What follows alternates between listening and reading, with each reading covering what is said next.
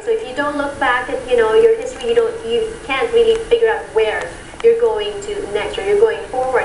What have you learned from FPAC now? What do you know now about FPAC that you wouldn't have learned if you weren't involved?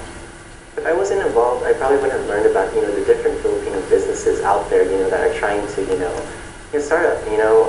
Also definitely the different programming that they do. For example, the youth pavilion. I'm not really sure what the parade's called, but they have little children going around the park with their cultural attire, and so that's something I didn't learn before coming to FPAC, and coming out of FPAC had a better understanding of that. How about you? Something I actually didn't know before coming into FPAC was all the different organizations, or Filipino organizations that are alive here in SoCal.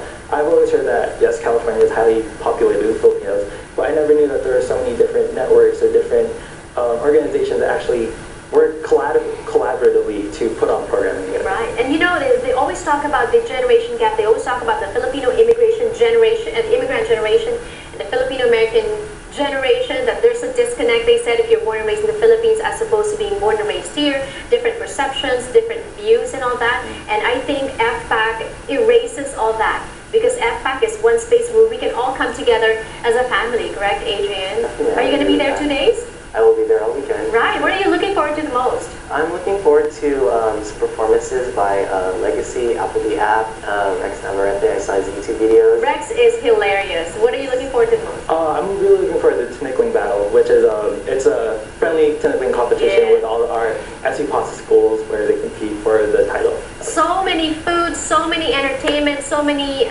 booths, a lot of things to enjoy. Thank you so much. More power to you. One of those things that you will enjoy, entertainment, like what Adrian said, one of the performers, Jason Farrell from ABC's Duet, is going to be joining us when we return on the show. Don't go